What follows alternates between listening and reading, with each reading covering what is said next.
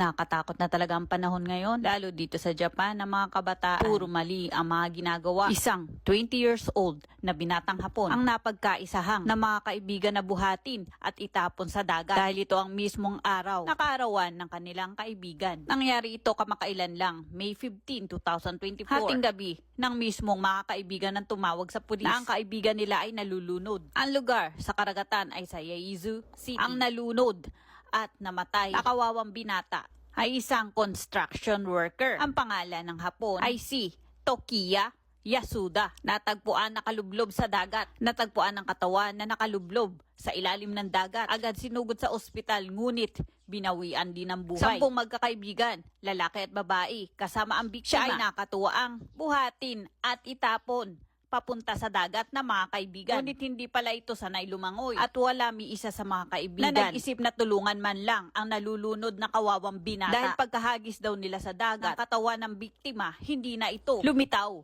Kaya't sa takot ng mga kaibigan ay agad tumawag ng mga pulis. 2 sa mga gumawa sa kaibigan ay agad inaresto. Ang mismong nagtapo ng katawan ng kawawang binata. Ang pangalan ng 2 sospek, Masaki Matsuura, 21 years old, at Kento Hayashi, 21 years old. Ang 10 magkakaibigan ay nag-usap na magkita-kita dahil ang isa sa kanila ay may kaarawan. At ang mga kabataan na ito ay nagkakilala lang pala gamit ang cellphone or SNS o social media. Hindi tayo dapat magtiwala sa mga ganitong klase ng tao. Nakakatakot magbiro. Hindi mo alam na sila pala ang papatay mismo sa'yo. Sa ngayon, 2 lang ang inaresto. Ang mismong naghagis, nagtapo ng katawan ng biktima papunta sa dagat. Kaya ito ay tuluyang nalunod at namatay.